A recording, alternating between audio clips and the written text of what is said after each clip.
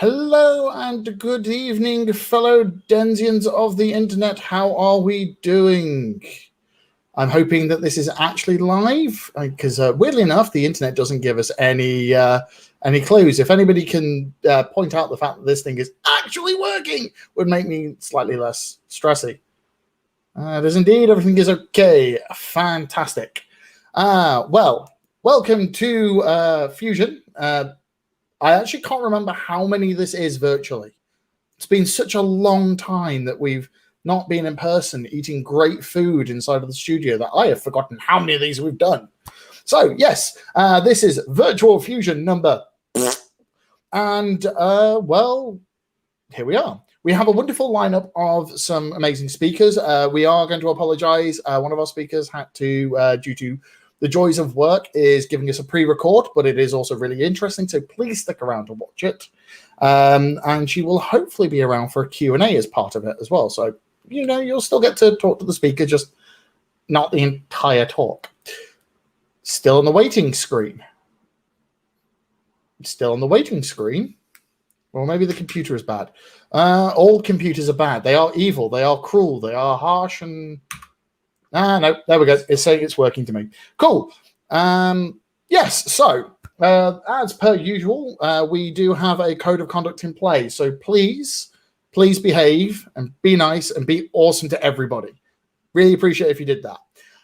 We also have some announcements coming up as well as part of the event, and I should probably mention one of those now so we don't forget, which is Vonage have got something coming up. So we have two amazing sponsors who have been making this possible. One of them is Vonage and the other one is Majestic.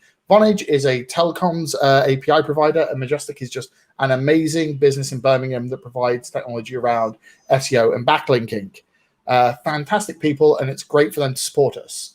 Vonage have actually got this thing called Vonage Unlocked, which appears to be some free workshops around their APIs and programming. For the information, it's here, and I will be mentioning it again later to make sure that you know what's happening. So it is vonage.dev/unlocked.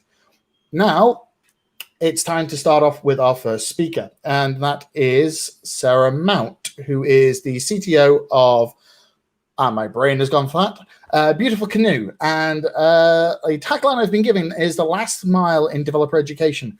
As somebody who works in developer relations, I'm very curious about this, especially as developer education, depending on what you're doing and at what level, is a whole minefield of things. So this is going to be very curious. So let's drag Sarah in. Hello, Sarah. Hey, thank you very much, Mike. I am exceedingly curious about what your talk is going to be about. Has one shared their screen so I can start that? Not yet. Let me just do that here. There we go. The joys of big clicky mice. You know what's going on. There we go. So yes, you're going to be talking about developer education. How long have you been involved with it? That's a really good question. And, you know, I'm so bad at trying to remember sort of timings and things. I think it's around 3 years, I think. But don't shoot me if I'm wrong. In the world of development and software engineering, that's a lifetime, so it doesn't really matter. So I am going to disappear and let you crack on, if that's okay. Fantastic. Thank you very much.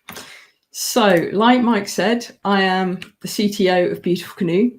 And what we do a number of things, but the main thing I'm talking to you about today is that we hire out students who are usually undergraduate students to write software for real clients. So my background is primarily in academia, which is a bit of a sort of double-edged sword for this kind of job. And I have a bit of experience in the open source community, which is in some ways more helpful. So Beautiful Canoe is based at Aston. It's been going for around 9 years. It was started by two academics, David Evans and Peter Lewis, who essentially did this in kind of their spare time. And if you know any academics, they have negative amounts of spare time. It's had a good number of students through its doors. And we try to be a company that doesn't just kind of stick a bunch of values on a website and forget about them, but actually live by them. So I'm not going to sort of read out every single one of these things on the slide, but two things I'll just point out because they're relevant to this talk are craft because we really try very hard to care about what we do and doing it well. And edge, because like Mike said, computers are evil, software is a nightmare, and everything is hard. And we really believe that everybody, tragically including me, needs to be at the edge of what they're comfortable with to really learn. So I'm going to tell you about what we do and how we do it. And I'm really, really curious to hear about how other companies work and how we could be a bit more like a sort of average software development company. So this is one of those rare talks where if you come along to the Q&A and you say, it's a comment, not a question, then I'm okay with that. So one of the real problems that we used to have before coronavirus, when we were in an actual building with real people and corridors and all those things that seem a long way away, is that we really want to make sure that every student who comes to work with us really feels like they're working for a company, even though we're kind of just down the road from just down the corridor from the labs where they have their lessons and their lecturers that they talk to and all these other things. We want to make sure that every time we meet those students that we set an expectation that we're not just like their group projects. And I'm sure every one of you who has done a software development group project in a university will have absolutely loved that experience. So that always starts with interviews. And when I first started working for Beautiful Canoe, and I kind of thought, how should I interview a student? And thought a bit about technical interviews, and I read about technical interviews. I thought, well, you know, we'll try one of these writing some code interviews. And so what we did was I gave students a programming problem, which I thought was a really simple programming problem. And it was something like, here's a function to compute the minimum of 2 numbers, and please write me one to compute the maximum of 2 numbers. And there's already some unit tests to help you know if you got it right. And then there were some other problems that got a little bit harder than a maximum. And actually what I found was that it really didn't give us useful information for the interview process, because students were so nervous about even doing those quite simple problems that the nerves, we learned more about how nervous they were than about whether they could code. What we do now for technical interviews is we give students a diff from a pull request or a merge request, and we ask them to sort of talk us through it and see if they can kind of get the hang of feeling their way around a bit of code that they haven't seen before. And that gives us slightly better results. But I'm always keen to know about how we could do interviews better. So that's often our kind of first contact with a student, is the interview process. If a student comes to work with us full time, then that probably means over the summer. We do have lots of part-time positions as well. And then their first week is a really important time for us to kind of set expectations and kind of get things right and get things off on the right foot. And if we don't, we find that there are sort of problems all through the summer. The first thing we do with students on the first day they come in is a whole day of personal development coaching. And we're all trained coaches in Beautiful Canoe, those of us who are full-time. And this is something that's hugely important to us, because this is not just about helping somebody kind of get their first job and their first sort of foot in the door of a development role. It's also about helping them shape their career and feel in control of shaping their career. And students often, because they've always been at the mercy of an exam system and an assessment system and a system that they've never really had much control over, that really they've not felt in control of their future. So that's something that's important to us. And when we take on clients, we're very clear with clients that they are paying for half a day of software development coaching a week for a full-time student. And that means that that's time that they're paying for that isn't going to writing their code, but it's time that we feel is really very valuable. So that's Monday. Tuesday is to go off as a group and buy something with some money we give them, buy something that represents their time at Beautiful Canoe. And we've had all kinds of incredible purchases. One group came back with a canoe paddle, which was ace, and all sorts of thoughts about their journey with us. So Wednesday to Friday, we're a little bit more kind of more like a traditional software development company. We start with daily stand-ups. We start doing developer training on things like the trickier bits and pieces of Git. And we want students to start off, or developers to start off right from the start, dealing with contributing to the company code bases. So the very first thing they do is add themselves to our website, and then they add, they respond to another ticket that we choose for them. And then, of course, Friday, we have a retrospective. So much of our orientation really looks like this, or it would if we weren't virtual.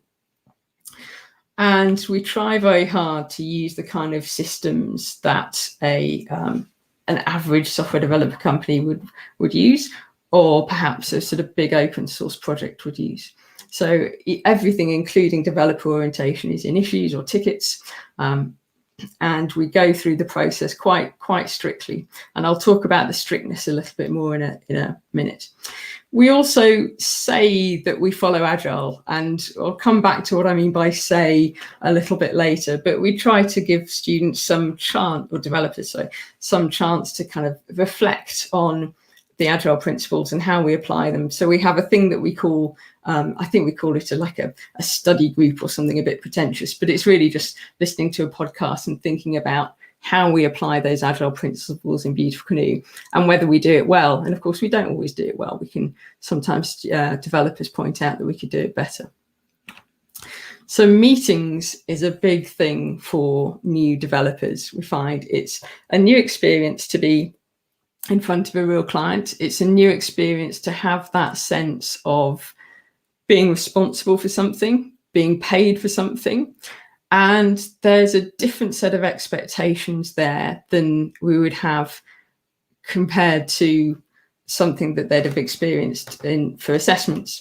When you're a student, of course, if you're running behind on your assessments, you can just work until 3 a.m. and that's absolutely fine for everybody. But in a company, that's not so great. And if you're trying to set client expectations well, saying to your client, well, if I'm a bit behind, I'm going to work till 3 a.m. is not the world's best idea. So we work very strictly from 9:30 to 5:30. We don't have overtime of any sort. And if things are falling behind, then that needs to be something that's managed in a meeting. And it's a matter of managing the relationship with the client. And this is all quite a big shock, I think, for all of us. So I say that we're agile-ish, and there's some Agile principles I think we try and follow really well. Some Agile principles we probably follow less well, but we'd like to do well. But this Agile principle about being self-organizing, we quite deliberately follow relatively loosely. And as time has gone on, we've got less self-organizing and more strict about the software development process and how we work. And that's partly because we do still have a really big commitment to clients to deliver for them. And that's occasionally been a problem in the past. But it's also because in a sort of, as it were, a normal software development company, you would hope that a good number of your developers were quite experienced.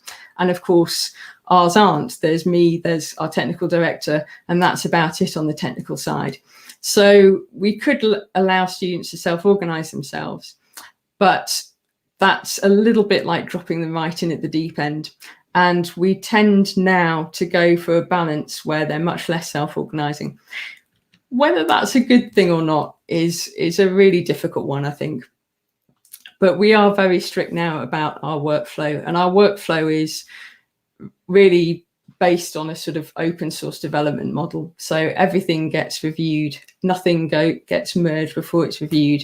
There are quite relatively strict CI/CD pipelines checking all kinds of things. So there's lots of feedback from all sorts of systems. So that's the kind of mechanics of what we do. And one question I often hear is, what's the most difficult thing to teach new developers? And you might say, well, testing is really, really hard, or getting to know a really large code base is really, really hard, or dealing with legacy code is really, really hard. And all those things are hard.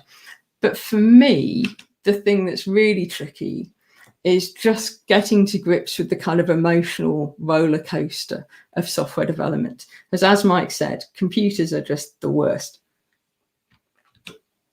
And it's easy to kind of feel like you're never going to get your work done, especially if you've been kind of bashing your head against a bug fix all week.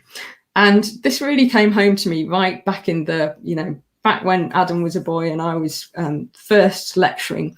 My first bit of lecturing was to some introductory programming students who were doing Java back in the days where everybody did Java first, almost everybody. And I decided that I would do some live coding with these students. And live coding is always a bit scary. And so I went in, it was my first kind of time lecturing to this group. And I wrote some Java, I talked the students through it.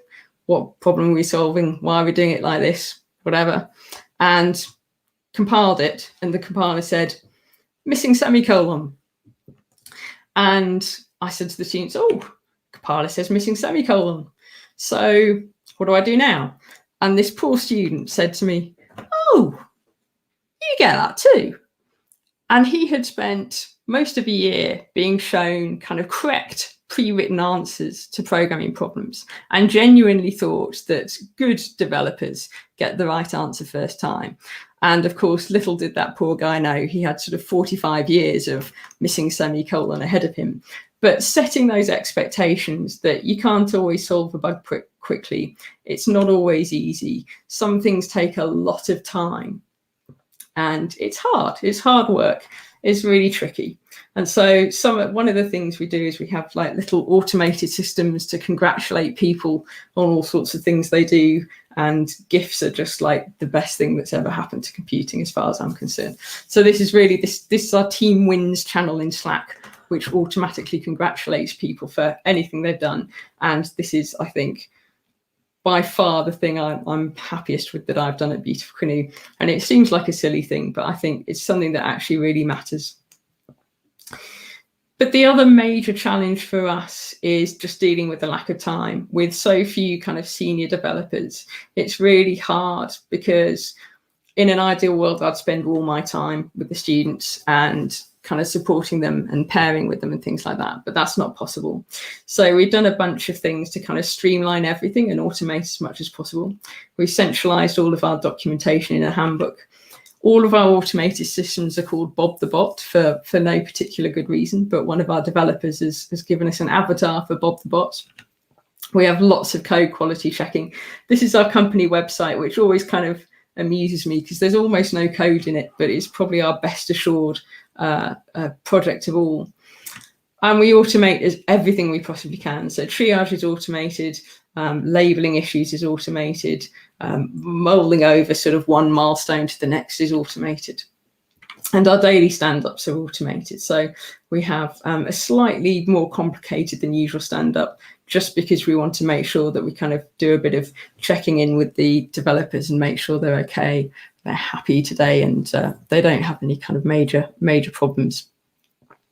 And of course, retrospectives are automated or semi-automated. So there's an automated part here, which is kind of what happened, what went well, what didn't go well. And there's a not automated part, which is the meeting where we chat to each other.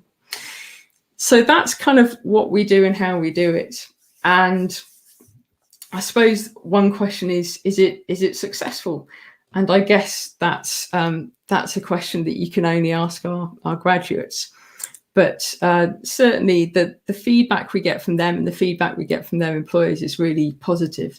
And one of the really nice things we hear from them is that it's often helped them to understand very much why they want to be developers. If they do, sometimes they don't. Sometimes they decide they want to go off and do something else, and that's a win. And often they say that, we've given them enough to talk about in a job interview that they can say something really useful, and they can answer questions like, how would you do this, or how have you done that in the past, with a little bit more to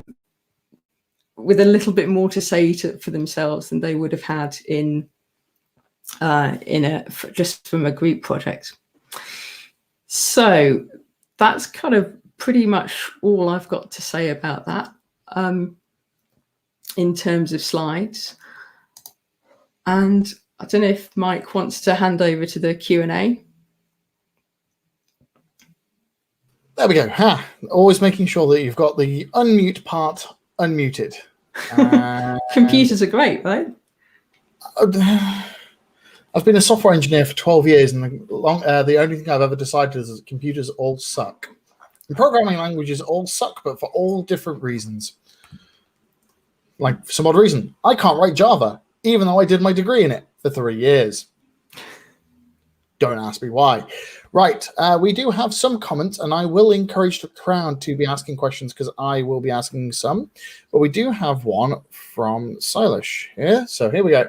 How have you found the difference between onboarding new developers, especially entry-level developers, remotely compared to in person? Super hard. Really, really, really difficult. I think partly because there's some technical things where when somebody's doing something like they're setting up their laptop and they're setting up the development environment, it's so much easier if you can just kind of look over their shoulder. So there's that sort of thing. But there's also the more kind of team building and emotional thing that if you're all in a room together, you can see if somebody's struggling and you can see if somebody's doing really well and actually they could help somebody else out. And all of that kind of really informal stuff is very hard. And we try a lot to kind of say everything more than once, because you don't get that kind of learning by osmosis when you're in a room with people, and to write things down and be a bit more explicit than we perhaps normally would be, and to maybe not make so many assumptions. But there's nothing about it that's been easier at all. It's really, really tough, I think. Okay, I can definitely see that. Even as an adult, I've onboarded into 2 organizations during this pandemic, and it's not even easy as an adult, knowing exactly what you need to do. I would loathe to be a graduate who's still trying to work out how the hell they want their career to be. Oh, here we go. There's another one before I get to ask mine. Luckily, you are saved from my bullet. From Stuart, we have, when you say you're constrained by only having a couple of senior developers, is that because of funding or because it's hard to recruit? Would guest lecturers be useful? So it's because of funding. And yes, guest lecturers would be wonderful. And I'll be getting in touch. Thanks, Stuart. I volunteer. Cheers, Mike. That's probably a bad thing for everybody who would be involved if I was teaching, but Stuart actually knows what he's talking about, which is quite useful.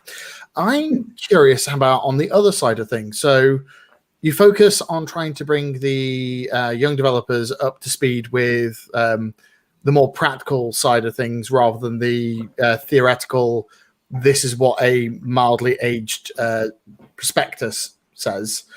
How do you pick the clients on the other well, how do you evaluate the clients on the other side? How do you make sure that they are scoped to people who are not exactly going to be writing neural networks, for example?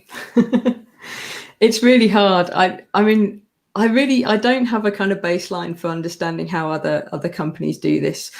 We spend, I think, quite a bit of time with prospective clients, and we do usually some kind of user story mapping workshop with them. And we spend quite a bit of time talking to them about the sort of company we are. If they're hiring somebody who's going to be full-time over the summer, then they've got this thing of they have to accept that they're going to be paying for some personal development time. But they also need to understand that time is going to be a kind of flexible commodity. We always tell people that if they pay us, they're paying for time, for developer time. They're not paying for results, because it's impossible to predict with software development how far you're going to get, but it's doubly impossible when you're working with developers that you haven't recruited yet. You don't know who's going to be on the project. You're not sure which stage of their education they're going to be at. So there needs to be some kind of flexibility, and we try to, because we use Agile and we're not very, we try to put the client in charge of what happens next. So if something's going wrong, or they think that, we're not prioritizing well, we say, well, here's the Trello board. You tell us which card comes next. You tell us whether we just ditch this feature now because it's taking too long and move to something else, or whatever. And that's usually a learning process for them as well. If they haven't hired somebody to write software before, then they probably think it's going to be like designing a bridge. and you can specify it, and you know what quantity of bricks you need and how many people you need to lay the bricks. And then obviously it's easy. And getting over this idea that software is actually just an impossibly hard task, no matter what your other constraints, is often a big kind of barrier for them. But we do find clients come back. If they have a good experience, they come back and they're quite good with the students and good with kind of understanding a little bit more of how the process works. Okay. Now here's a weird question to ask off the back of that. So you prepare the clients to actually integrate with the developers. How do you find preparing the developers for the wider technical side of life? So not just actually being developers, but the developer community, the different array of possible and probable career paths. Like alone this evening, there are at least 4 different specialties in software engineering just in the backstage area we had earlier. That's a really good question. And actually, it's something I think we probably don't do brilliantly well. They see some bits and pieces of that. So they see some sort of DevOps stuff, because that's a lot of my job ends up being DevOps stuff.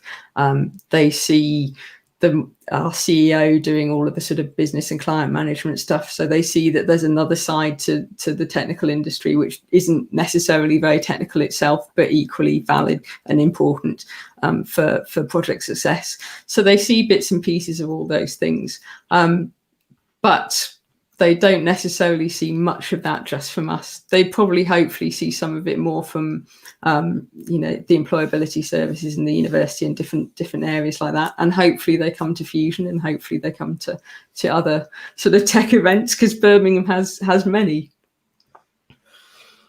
Oh, for the days when we will actually be able to integrate people into a real world situation that isn't a pub. We don't appear to have any more questions, and I don't have anything more to ask. Is there anything else you would like to share with us? I suppose not share with you specifically, but I'd just be really, really super keen to talk to anyone who's willing to divulge how their company does stuff, and to kind of gauge a little bit better whether we do what we do well or whether we could do it better, because it's quite hard to guess that, and we only see our own results, if you see what I mean. So I would love to hear from other people who are kind of interviewing other people who are dealing with DevOps, other people who are doing tackling all of these problems. That's actually a really good thing to crowdsource, probably, as a form of information. If there is anybody watching right now that is coming from an experienced point of view where they can share that, either hiring managers or team leads doing stuff, feel free. I'm assuming they can send you a message over Twitter. Absolutely, yeah. The Twitter handle, I believe, is SNIM2. So I will just quickly drop that into the chat so that people can find it. Because you know what, it'd be great if I was an adult and had prepared all this stuff in advance. I am a giant child, as proved by my giant childish T-shirt. Anyway, there we go. So your Twitter handle is now on the internet for people to be able to divulge any information they can. Thanks so much, Mike. Thank you very much, Sarah. Hopefully you'll stick around. If not, we will see you on the internet. Cheers. There we go. There we go. Right, and bring up my show notes so I can keep everything in order. There we go. Next up, here's a topic that I'm very curious about, because I had never, ever, ever, ever thought of the application. This application, the principle of open source and space, because space is usually involved with giant corporations and governments, which don't like open source. So this is going to be interesting. So now it's time to involve Paul. Hello, Paul. How are you doing? Hi, Mike. How you doing? I'm doing meltingly. How about yourself? Yeah, good. Yeah, it's a little bit overcast here, but I'm doing all right. You're a lucky duck. Unfortunately, I'm running the streaming PC for this, and outside, and I am melting because there is nothing like air conditioning in this country. So yes, I know you're going to be talking about the open source side of, well, specifically the project you're involved with inside of, well, space industry as a greater way of describing it. Yeah, that's it. Yeah. Now I'm curious, how long has somebody been involved in open source space? Well, not long, but you know, the space industry is kind of changing a bit, and we're becoming a little bit more, you know, open to, you know, sharing information and that kind of thing. So, you know, we're trying to do things a bit differently as well. So, you know, hopefully, you know, we get some results. We'll see. Fantastic. Right. Has one shared their screen so that you may start sharing this wonderful information yourself? Yeah, hold on. Let me see if I can do that. There we go. Okay. Your slides are up. Now I shall disappear so that you can share some lovely information. Okay, great. Yep, I'm Paul. And tonight I'm going to be talking about the UK's contribution to space and the open source satellite project, which I'm quite passionate about and quite excited about. So I'll talk a little bit about me, of who I am, and because I realize this is a bit different to what you guys are used to sort of hearing about. I'll be talking a little bit of an intro into the sort of UK space industry, because we hear about Elon Musk, we hear about Jeff Bezos and these people, but actually the UK has had a part to play in all of it. You might not realize, but we actually do stuff. And I'll talk a little bit about what do satellites do generally, and what the future is. So, and hopefully you might be interested in getting involved in some way, possibly, who knows? So yeah, I'm a senior software engineer working for a company called KISP Space Systems. We're a space consultancy business. We help other companies to do space stuff, whether it be kind of business stuff or you know, engineering type stuff. But I've got about sort of 20 years experience writing embedded software for spacecraft and also for aircraft as well. So kind of the critical systems, the things that have got to work. So like the landing gear on planes and the bits of satellites that, you know, keep them up there and stuff. So that's me. And kind of it is a bit of a sort of history, if you like. You know, way back 1957, you know, we started to kind of put stuff in space. The first orbiting thing around the Earth was Sputnik 1, launched on the 4th of October in 1957, but it was launched by Russia. And then a mere 4 years later, Yuri Gagarin was the first person to sort of orbit the Earth. So technologically, we came a long way in 4 years. He's a pretty famous guy now, and you know, he's got his own money, and he's even got his own stamps. So you know, it's pretty big stuff. And then I know it's controversial, but I believe that on the 16th of July 1969, the USA put a man on the moon with Apollo 11 using a Saturn V rocket.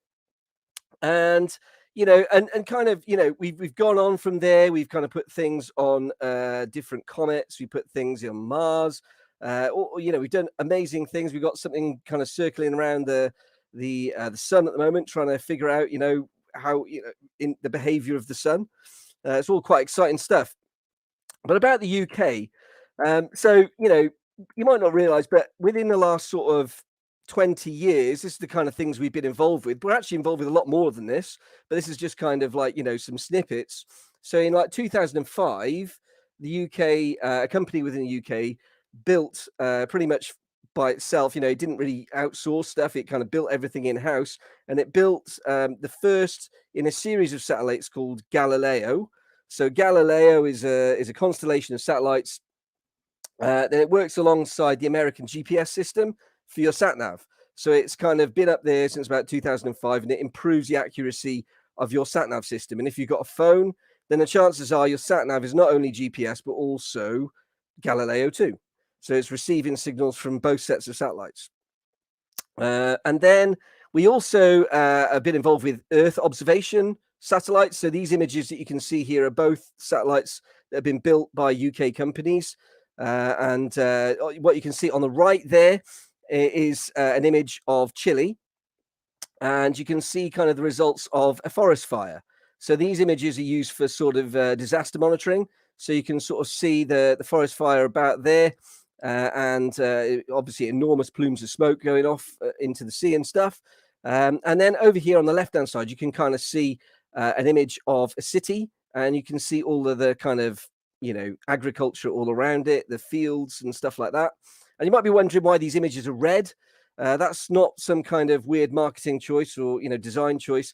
It's actually because these satellites monitor the amount of infrared light that's reflected off the ground, and by doing that, the foliage, the crops and the trees and stuff like that, they reflect really heavily in the infrared spectrum. And by looking at the kind of wavelength and the intensity of the light in the infrared spectrum, you can detect how healthy the crops are, and you can try and figure out from a bird's eye view where there might be crop diseases, how you can prevent the spread of sort of disease amongst sort of large scale farms and crops and stuff like that. So we use our sort of satellites for that kind of purpose. We also build satellites. So there's two examples here.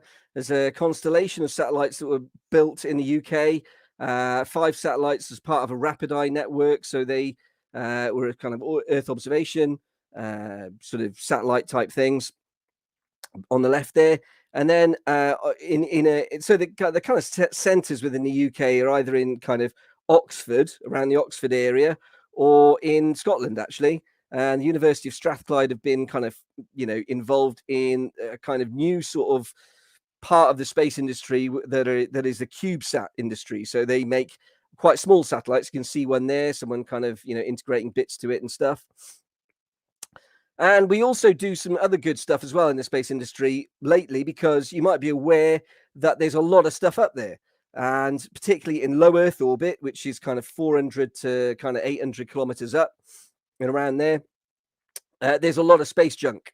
And the International Space Station has to move every now and again to avoid getting hit by bits. The other day, it got hit by something that, you couldn't detect from the ground.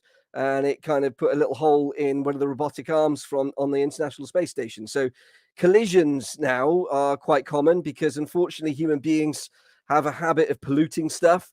So they kind of, we put a lot of stuff up there. Some of it is active and you can move around. Other bits is just junk.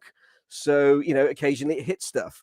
And so what we're doing is we're involved with quite a few different projects. The one on the top left was a project called Remove Debris.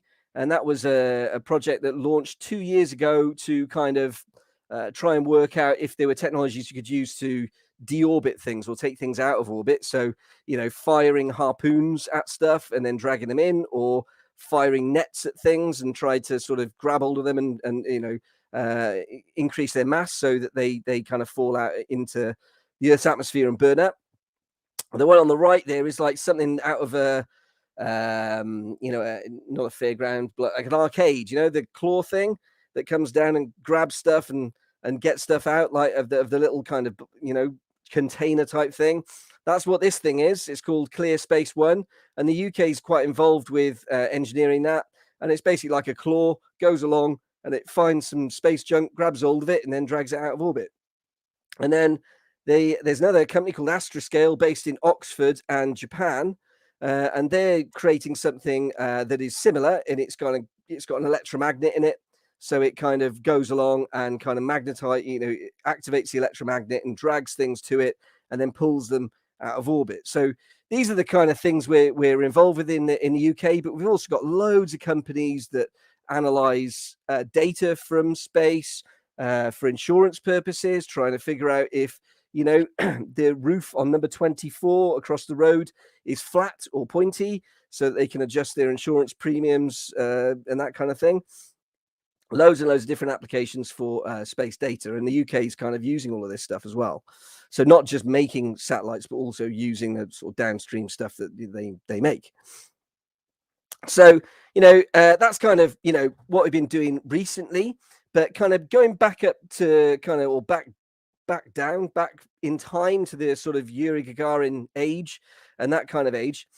there was a tendency, because these things are expensive to engineer and they're expensive to launch because rockets were expensive. Okay, so there was a tendency to use tried and tested technologies, and the radiation, the space environment is quite nasty. Not only because there's no air, also because it's quite an extreme thermal thing. You can be in eclipse of the sun, or you can be in the sun's direct, eye line of the sun, and you get very hot or very cold very quickly. But also it's a high radiation environment as well. So you get bombarded by high energy radiation from the sun, these things called coronal mass ejections from the sun, or solar flares, and they give out this high energy radiation. It hits your spacecraft, it hits the computers inside it, and causes bit flips. So your 1 becomes a 0 and your 0 becomes a 1. And if you're a software engineer, that's not good. So there was this kind of tendency years ago to go with tried and tested radiation tolerant components. And that was good. You knew it was going to work, but it was also bad because the components you were using were quite behind technologically from the stuff you might have even in your car, your washing machine, your mobile phone, or your laptop computer.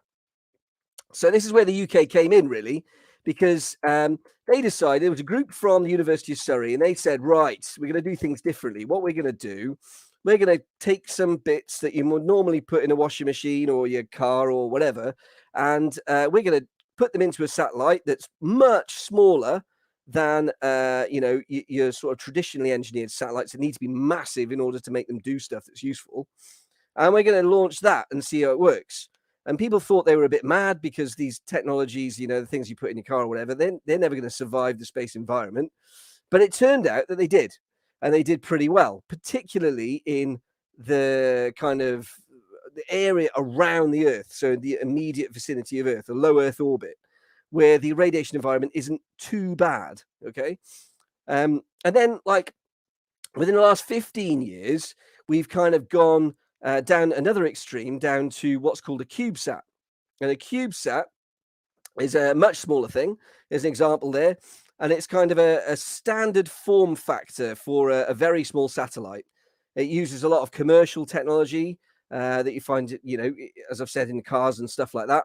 And it's, as a result of all of those choices, it's a lot cheaper than anything like a small sat or traditionally engineered satellite.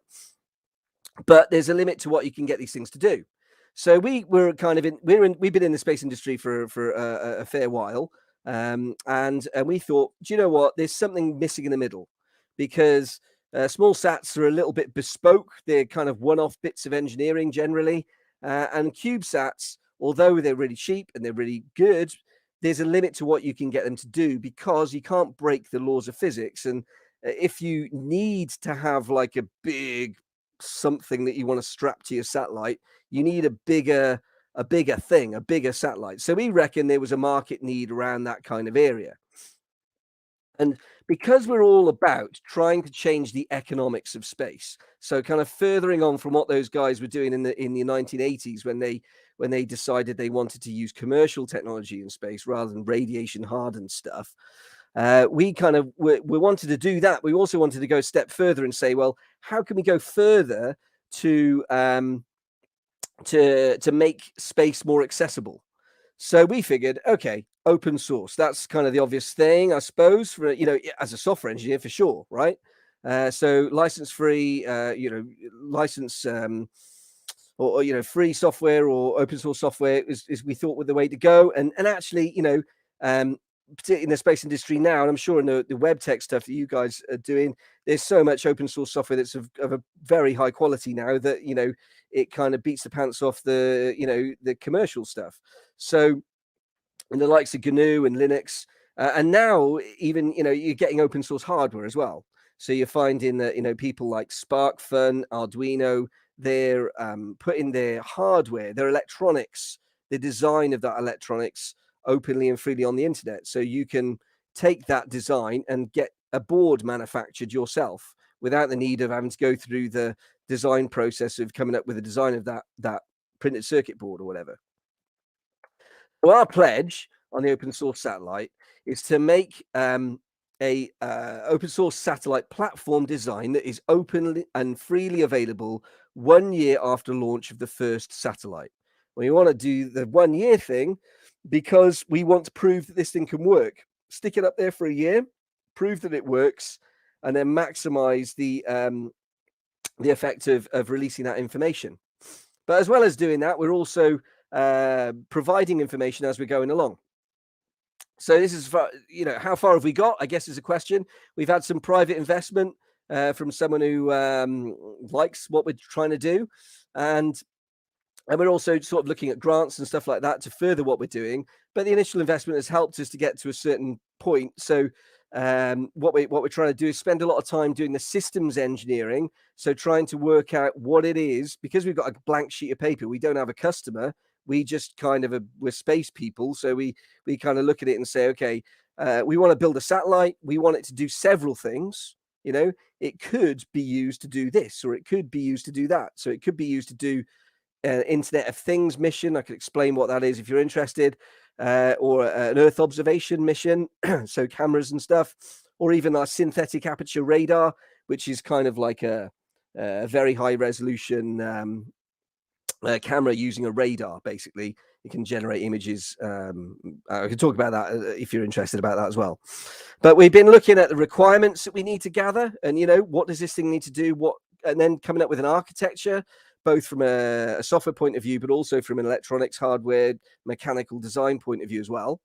And then my part to play, I'm the software dude, so I'm kind of all about the code and stuff. So I've been developing some platform code along with collaborators that we're trying to find from across the globe. So we got people all over the place, as far as India and New Zealand, the UK, Portugal, all over the place. And we're sort of, together trying to sort of, pull together some code that we can use to demonstrate its capability. We're developing an open source communications implementation, because as you said, Mike, these, organizations tend to be quite sort of closed with their intellectual property. So, there are standards for space communications, but trying to find an implementation of a bit of code that conforms to that standard is pretty hard, and finding one that's open source is nigh on impossible. Is very, very few. So we're trying to break the mold and put those kind of open source implementations of space communication standard stacks and stuff like that. And we're also trying to borrow some ideas from other industries and stuff. So really going for the continuous integration, continuous deployment, and all that kind of stuff. And then we've been developing some extensions to a real-time operating system called FreeRTOS to suit what we want the satellite to do.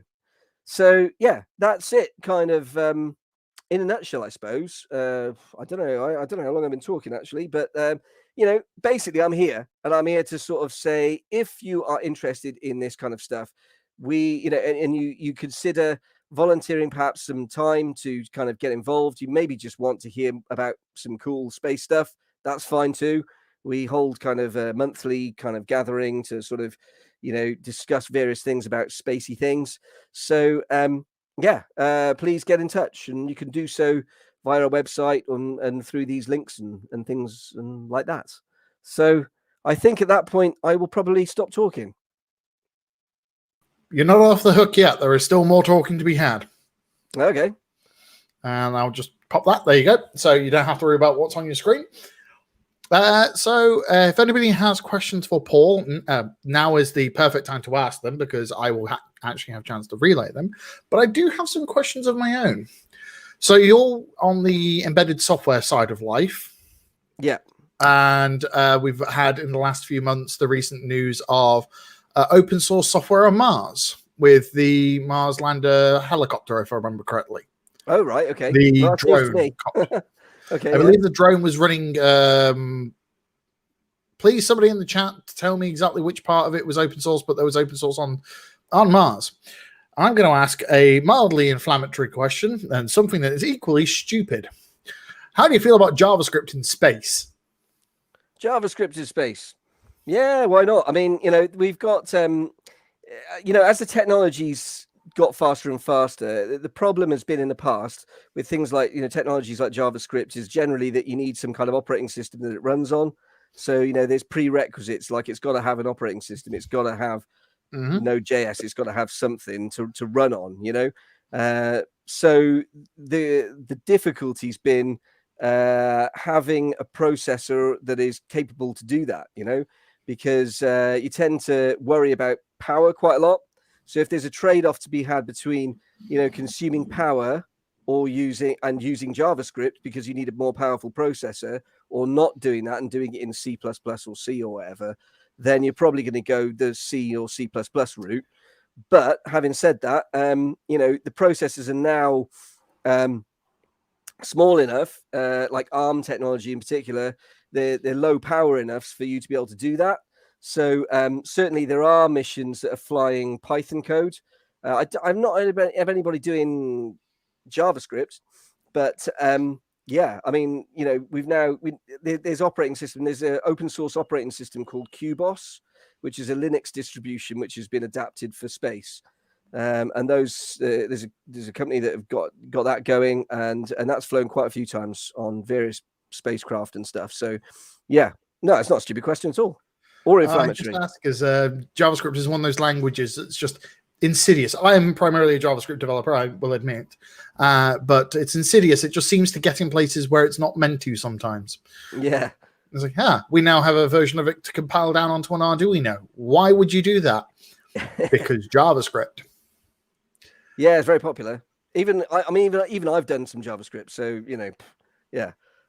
Okay. What is the most, from your perspective as an embedded software engineer working inside of this, which is the most interesting part of this project that you have seen grow?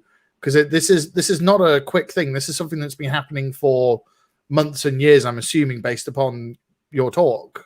Which is the best thing you've seen grow? Do you mean like technologically, or you obviously had to invent some of the rules because they didn't exist before. So yeah. I mean, I think probably what we've started to do. We kind of took some commercial processors that we thought, you know, are the latest things really. We decided, right, okay, so we took these ARM microprocessors that are commercial, and we put them into a radiation chamber and irradiated them. To see how well they'll behave when you kind of put them into a space environment. So that was pretty cool. So you had like code running on the processors in a radiation chamber, and you're sort of checking whether they're still alive. You're seeing if the interfaces still work when you're blasting them with radiation and stuff like that. So that was pretty cool. And actually, all three of them, we tested three different sorts because we figured, okay, well, you know, we don't want to just test one, because, you know, if it dies, then, well, we're stuffed. So we tested three different kinds of processor, and all three of them are pretty resilient to, you know, this space radiation environment, which is pretty cool. So, and the great thing is, unlike, you know, different organizations, we're able to put that information straight on the internet because we're doing everything open source. So, you know, if you go on their website, you'll find like 42-page documents about, you know, this processor we irradiated, and, you know, it seemed to work, so it's all good, that kind of stuff. So that's been quite fun.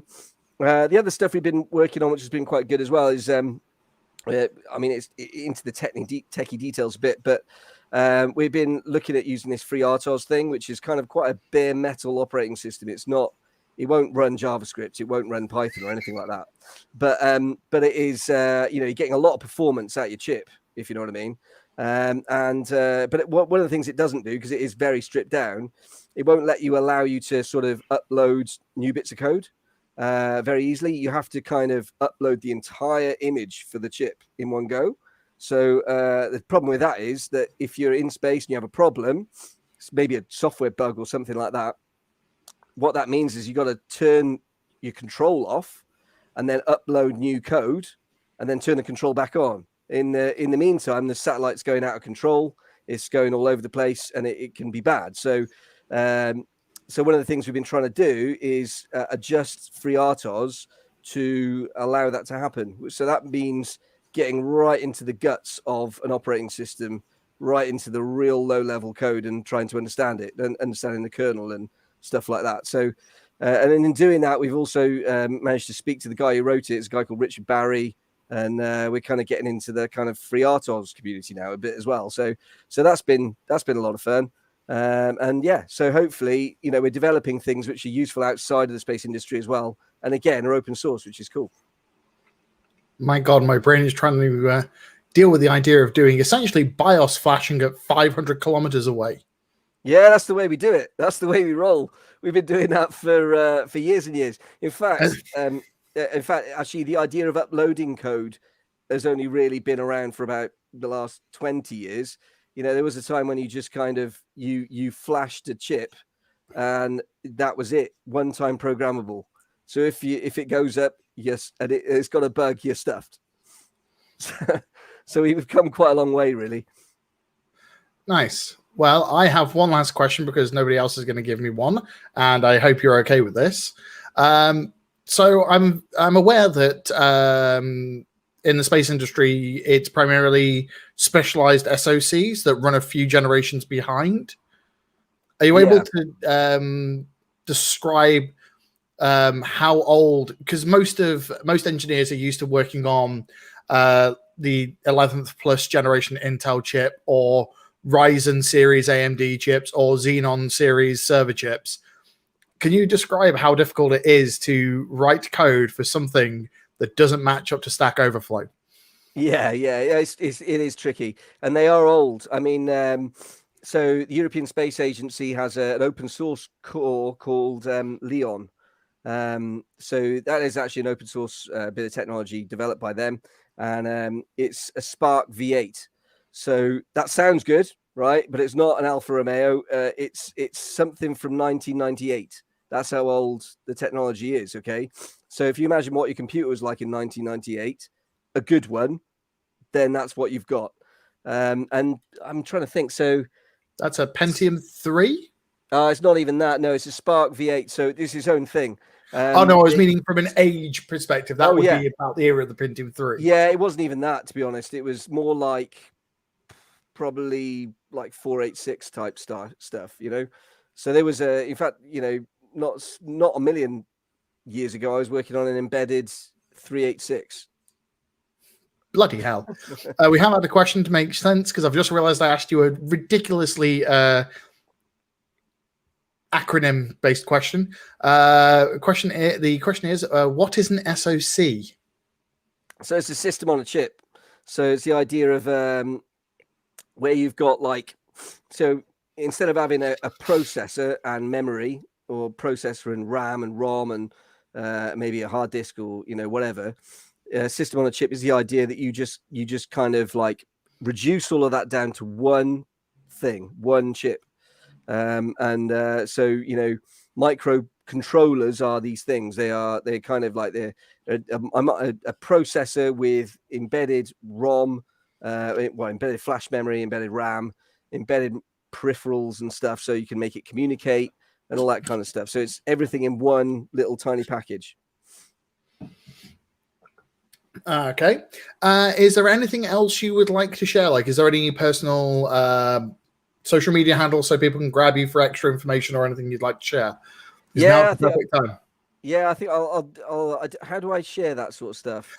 Feel free to drop it into the private chat, and I'll drop it into the comment section for everybody else to be able to have a gander. For example, if you want to share your slides so people can poke the details at the end of them, I will happily put those in the comments for you. Brilliant. Yeah. And, I suppose just, if you've got people, who are embedded software people who are interested in getting involved with this, then I'd love that. We've also got web developers involved as well. So, really interested to hear, people who might be interested in joining in. It's quite fun. Okay, then. Thank you very much, Paul. That has been fantastic. Have a good evening, or we'll hopefully see you in the backstage. Cheers. Okay, then. We have got a special little something for you. And by little, I mean he's the same height as me, so he's not exactly little. He's just not fat like I am. So he's little that way, not that way.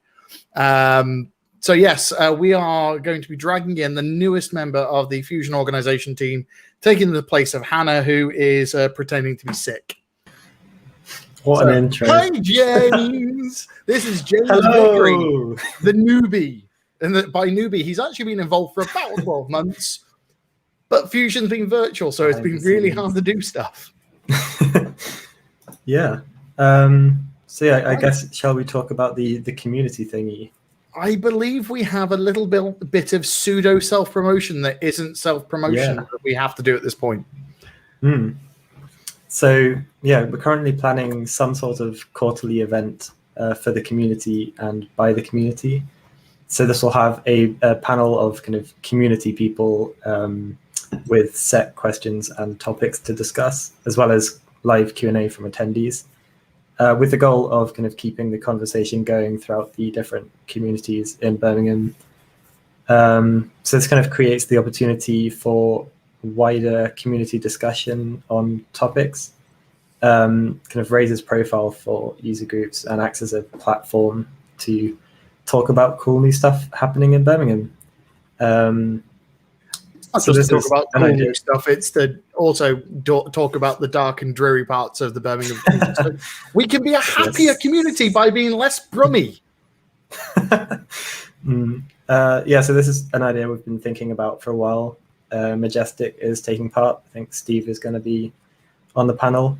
And if anyone is interested on being on this panel or has any questions, let us know. That's brilliant. For those who are unaware, Steve is, I believe, the CTO currently of that's Steve Pitchford of Majestic. I believe Silesh is in the crowd, so he should be able to correct me if I've got it wrong. Who is a lovely human. Majestic do support us here at Fusion. However, the community night is not about Fusion, and it is not about Majestic.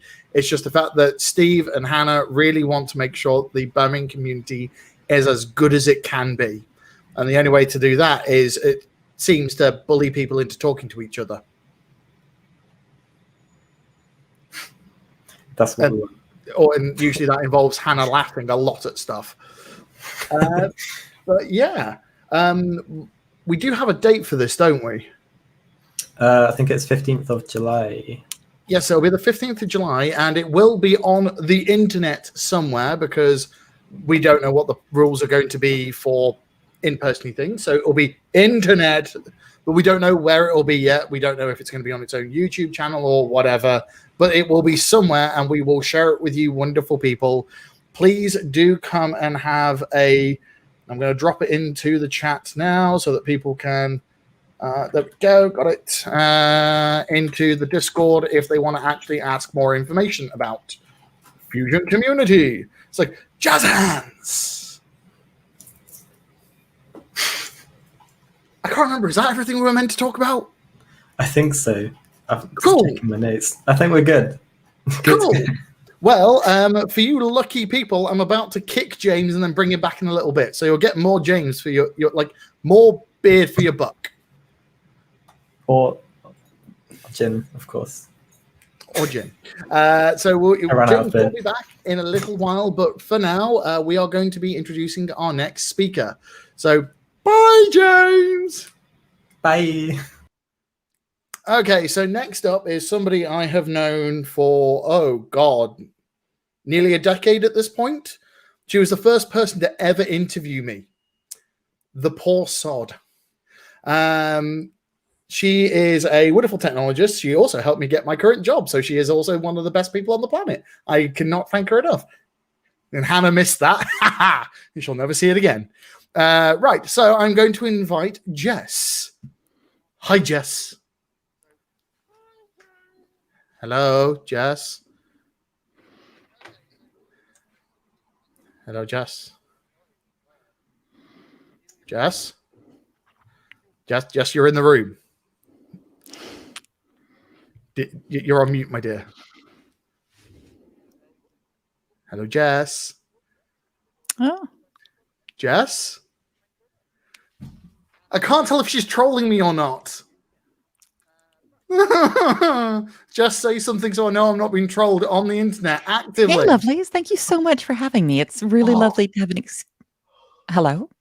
I thought you were trolling me. Can we hear me? We can hear you. Is everything okay? Yes, everything's okay. Yes. Oh, I forgot Jess does not have her headphones on. Yes. Right. So there we go. I need to get Jess's. I'm really not. There we go. So Jess is about to talk about code literacy, and I'm here. just going to shut up and let her do it. I'm not, babe. I'm not trolling you, my lovely.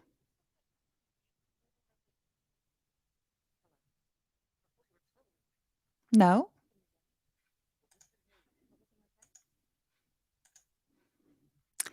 Do you know what the issue is? The issue is that everything is okay. Yeah? We feeling okay about everything now?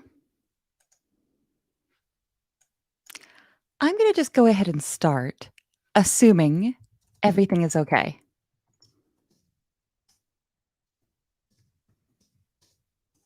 My apologies for being out of sync. If anybody's seen, it was The Haunting of Hill House that came out a couple years ago. That sort of, oh, hi, where am I? What's going on?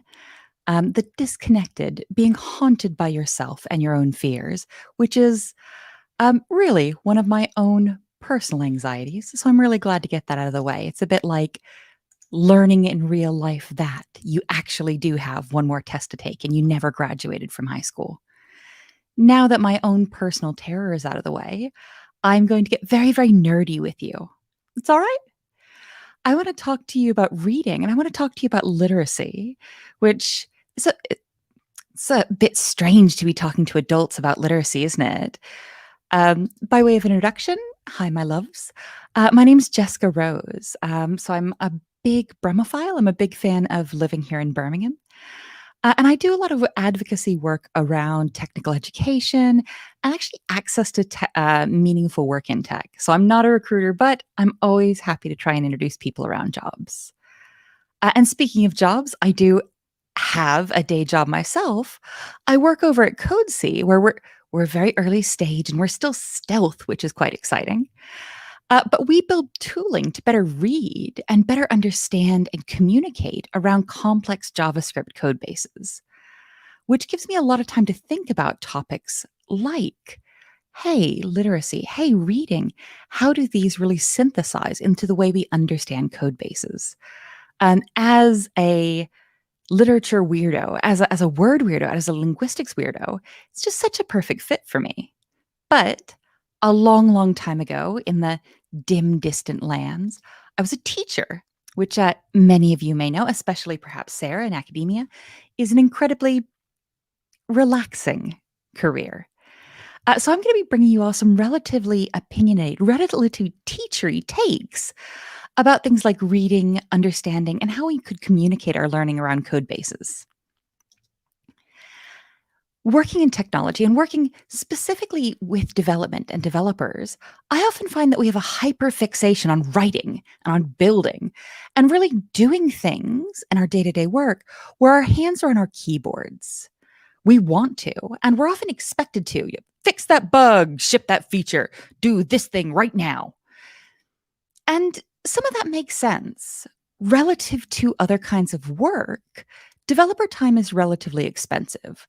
So companies do have a challenging time not pushing us to fix that thing right now or make this other thing right away. But I would also like to argue, because I've got the mic and I can do whatever I want, I believe, that there's a cultural component that's developed around how we think about code when we encounter it.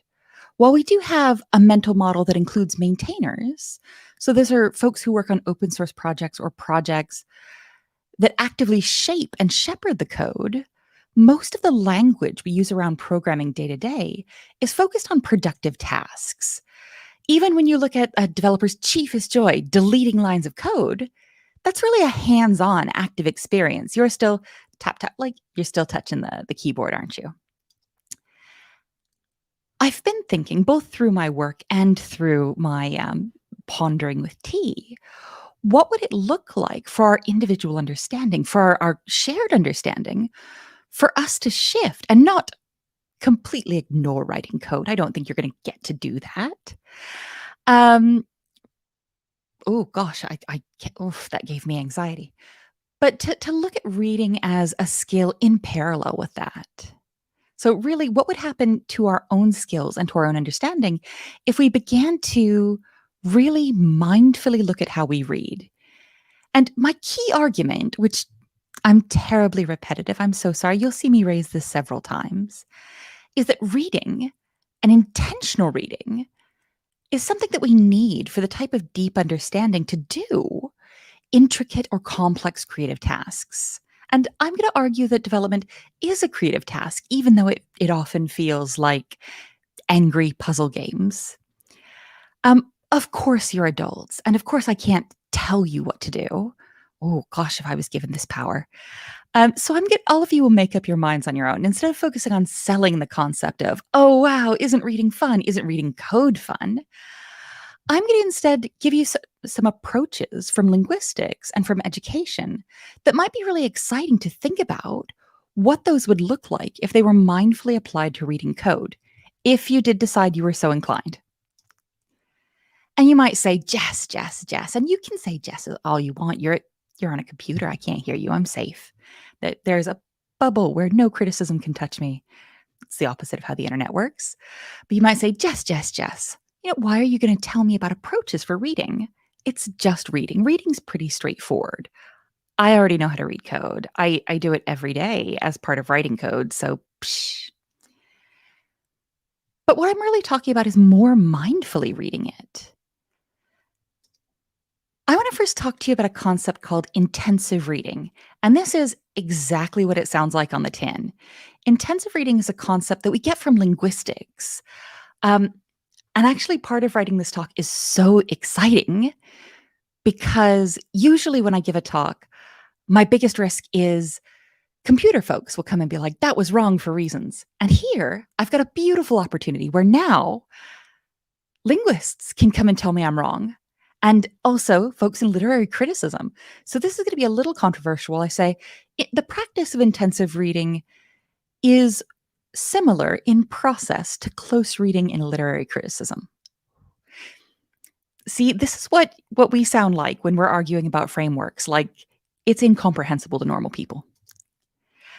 And intensive reading involves really deeply focusing, really getting involved, often on a very short section of text or code.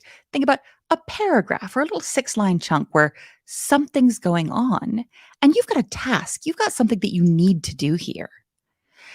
If you think back to primary school, maybe you've been given a paragraph and you're being told to circle all the nouns. But within technology, I think this one was relatively easy to think of examples of. Examples in code are going to be, oh, hi, I know there's a bug somewhere in here. I'm going to intensively read this or read this very closely, even though the concepts aren't quite interchangeable, to find out where this has gone wrong.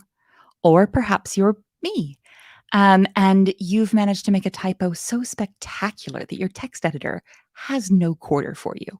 The kind of hunting for that might be really similar to intensive reading. Or perhaps you've been told that a section of your code is cursed. Hey, don't touch this module. It breaks everything. At some point, you're obviously going to touch that module, but you're also going to sit down and have a think about it and really intensively read that section to see where the ghosts live. Intensive reading is also terrible for humans. We not hate it, but close reading isn't joyous. Peering deeply into a paragraph of prose or a 6-segment line of your code, it's not going to feel fun. It's work, and it's hard work. And for most of us, I gave this talk yesterday and somebody was like, I can do that all day. I was like, but for most of us, we can only really do this in short, sustained sessions. The few brilliant strangers can happily or effectively do close reading of code for long blocks of time. And here I've got an example of an exercise that felt like applying intensive reading to code. And this is a block of code from Signal, the secure messaging system. And this exercise came from codereading.org, which I bet money we'll see more of. And they gave me an exercise where they said, hey, I want you to go through and quickly highlight what you think the most important lines are. You've only got a couple seconds, go. Now, I want you to go ahead and circle what you think the most important variables are and what you think they do. And this kind of exercise, here's a task around a relatively short amount of code. I want to take a little bit of a runaround and introduce you to the spiritual opposite. And you'll be real familiar with these, but I'm going to politely argue that skimming and scanning, which are related but separate tasks, are spiritually as far from intensive reading as you can get. Skimming is where you're just sort of, oh gosh, there's young people in the audience, you're going to hate this. It's where you're just like racing over a piece of text or racing over a piece of code to get sort of a vibe check. Hey, what's the deal here? Whereas scanning is, you're looking for a specific thing, so you're just putting your eye over it while you scan. These are concepts from really elementary education practices, like we learned to do this when we were little things. And it does involve, both of these involve looking quickly over large sections of whole texts.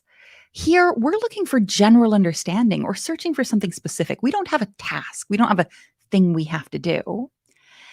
And our examples from code here might be, oh, hey, you've just started a brand new job, and you're going to sort of look it over. You're going to give this a read to see, oh, how's this arranged? What's the deal? Or perhaps you're scanning to find a function or a section or a module. And again, this makes our heart sing. Most of us can happily do this all day. It's just, yeah. It is easier on our brain. There's a significantly lower amount of cognitive power that it demands of us. And now I'm going to, this is very specific and very nerdy.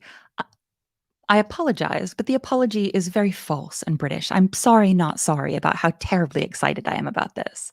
Because we get to talk about extensive reading. And extensive reading is the most exciting concept if you're a linguistics nerd who's also into programming, who's me. Extensive reading is more involved than skimming or scanning. And this is a concept that we've got from linguistics. So it's relatively new. I believe possibly from the 70s. And Stephen Krashen pioneered this, who's, by all accounts, just an all-around solid dude. And this concept from linguistics says, hey, if you're learning your first language, or I believe it focused on second languages. If you're learning a new language, we want you to be reading, but instead of reading with to-do lists, we want you to just go ahead and read a lot. And don't be too worried about the details. Don't stop and look stuff up. Don't underline stuff. Just chill. Be cool. This is supposed to be okay. And the assumption here is that you're going to learn from the context, even without committing, that sounds like a crime, even without undertaking specific language tasks. And really, really valuably here, and this is what I think is so valuable potentially in code, is the focus is on reading for enjoyment. The whole point of extensive reading is like, hey, let's get you reading stuff roughly at your level or a little bit higher, just a tiny bit higher, than your skill set in your target language. And then just read a heck ton of stuff for fun. If you don't understand a word, if you don't understand a concept, just keep going. You'll get it eventually. And the challenge here is that when we look at examples of this joyful exploration, this unworried playground of reading code, this doesn't really exist. Or if it exists in a process that I haven't been able to discover myself. I'm talking to you about this idea that I don't fully understand how it would apply code yet, because I want you to save me from myself. I want you to save all of us from all ourselves. I can clearly and distinctly imagine the type of value this would have. How marvelous would it be if we found tools or if we found processes that let us sort of chill and read code lightly and casually, possibly in social settings, that was just genuinely enjoyable and easy. This is not an empty, oh, see me after class. But if you can think of anything that feels like extensive reading for code, I would love, love, love to hear about it. Because we've got a lot of existing models in technology that are really focused around writing code. On the more humane side of this, on the more gentle and loving, we've got hackathons where you say, hey, let's gather together for a day or 2 days or a week remotely. Please don't go to any in person right now. And we're going to write a bunch of code. There's not going to be a lot of time for reading. There's not going to be a lot of focus for social reading. But we've got that sort of social dynamic around writing code already embedded into some of the culture. On the less humane side of academic feeling exercises that we experience outside of our jobs, there are these timed code tests that you sometimes get when you apply for jobs. And it feels like I'm picking on these 3 companies. Yeah, I'm not picking specifically on them. I'm picking on the concept. But these are, hi, you have 10 minutes or 3 hours, or I don't know. I refuse to do them because I'm a large child. But here is an artificial learning environment or an artificial assessment environment that's really focused on learning or reading. I don't think much learning gets done in these. So we've got these social models and these individual models of writing focused tasks. But then if we step back and we stop looking at technology, we also already have these social models and these individual models around reading. So we have some really well-established models here: reading circles, reading clubs, and other types of social and individualized learning around reading have existed far longer than you or I, and I hope that they'll survive us as well. What would it look like for us to take these kinds of models and the kinds of models that exist in technology around writing code outside of a professional space and apply them to better reading and understanding code? I did go ahead and mention them earlier. While I was doing research for this talk, I discovered that someone's doing this, and I'm so excited by it. Codereading.org is exactly what it advertises. So these are a series of meetups that have been designed so you can run them yourself. I'm not affiliated with them. I'd love to pretend I am. They're brilliant. But they have all of the learning materials, all the worksheets, all the code, everything ready to go to run, I believe it may be an 8 meetup session around what kinds of skills you can develop and how you can socially read code together. And this feels very, very excitingly like possibly this first step towards exploring what extensive reading might mean in a code-based setting. Here's a teeny tiny plug. I keep selling things that I didn't do myself, but one of the organizers of codereading.org, Felina, wrote this book, which I found really valuable. And this is focusing on cognition. It's not only about how we read and understand code, but I found this really, really valuable in writing my talk and seeing where these linguistics and where these educational concepts fit into how we conceptualize code.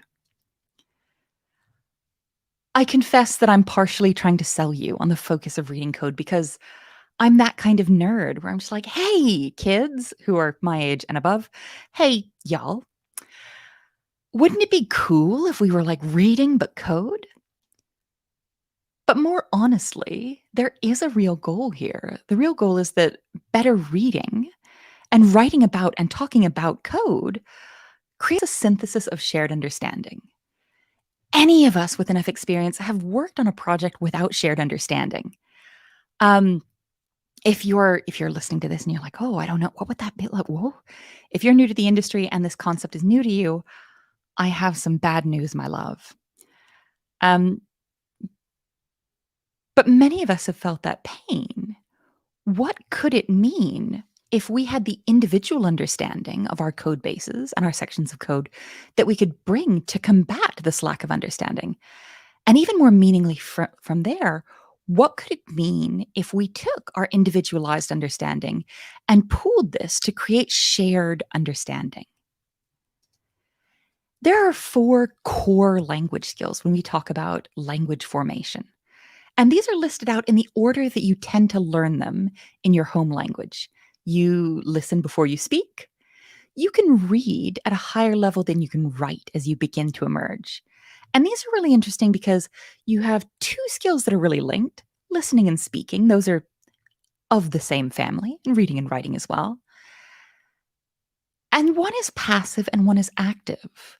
We know from lots of research that you're always going to be better at your passive skill than you are going to be with your linked active skill.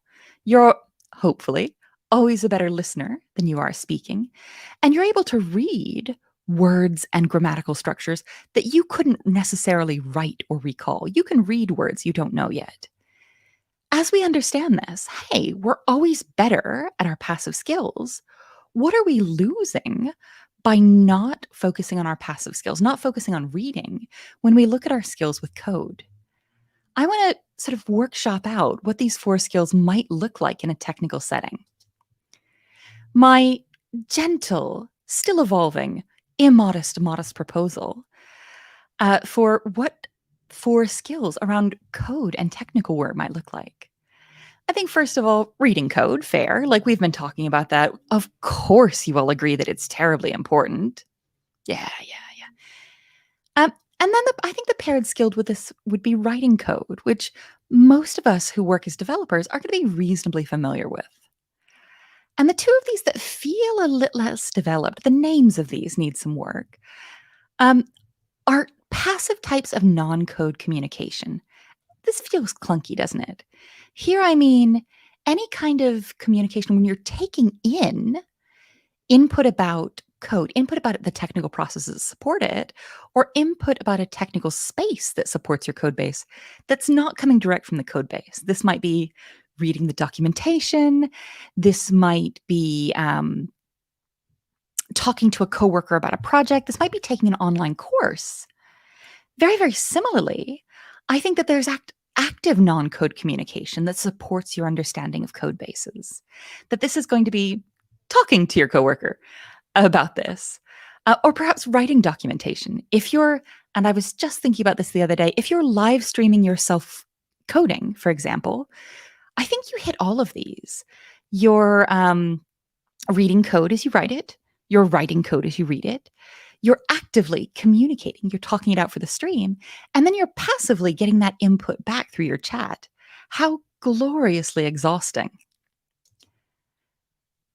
And the end goal of all of this is, how do we take this information in? How do we synthesize it better? How do we do better with this? Really sinks into my big, weird dream, both in education and in technology. And it feels like a challenging dream to reach. People have all kinds of dreams. Billionaires want to go to space. Cute children want puppies. I dream of an environment where individuals add new information, new understanding, new knowledge, and then from there continually generate artifacts of understanding and pass that back into this sort of shared pool of sort of, you have a penny, take a penny, but like, oh, I've understood this. I'm going to contribute it into the wider pool of knowledge. How very teachery. And as we're talking teachery, let's talk homework. I'm not your boss, and I'm not your teacher, and I'm not your mom. So this is more of a gentle invitation for folks who might be interested in trying out some of the things that we've talked about. The easiest type of homework I can give you is, hey, try and be more aware of when you're reading code, more mindfully reading the code you're already doing during your daily work.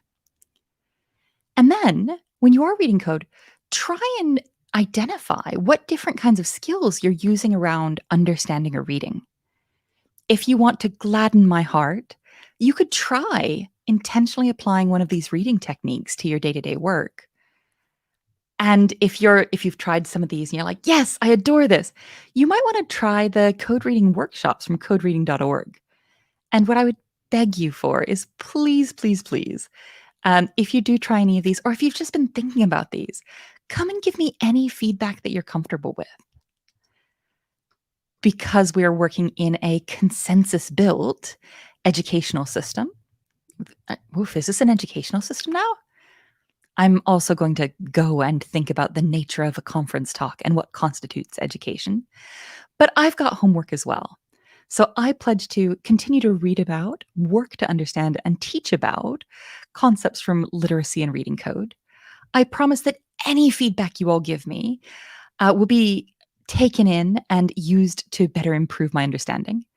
And I also promise to keep working on building weird tooling around reading and understanding code. As the tiniest flash ad, I do work for CodeC, and while we're stealth and I can't be like, oh, here's what we do have a tool that lets you better read and understand complex JavaScript code bases quickly. We're still in beta, so there's nothing you can buy. But if you did want to try it out, you can go ahead and DM me on Twitter or pop me an email at jess@codec.io, and I'll set you up with a beta access. It's free, money-wise, but I will absolutely lightly and loving you tax you for feedback if you do want to try it out. If you're like, wow, Jess, how exciting. I loved all of this.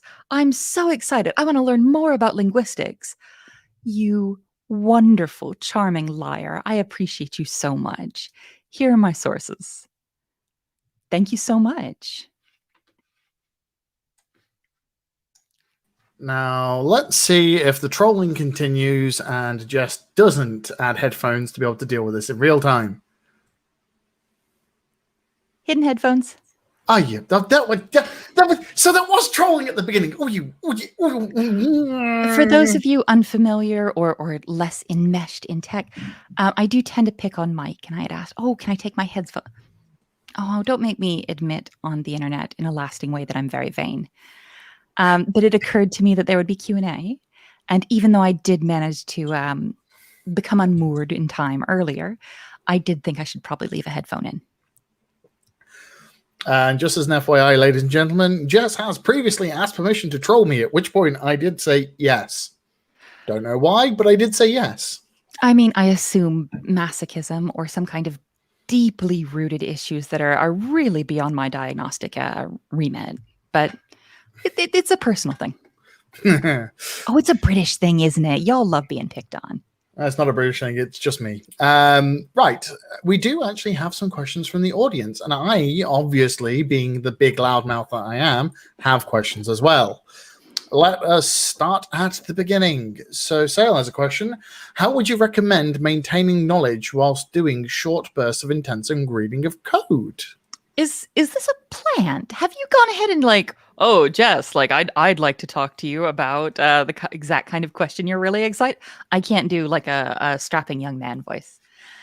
So this is perfect. How do you retain knowledge from ephemeral, from sort of passing information?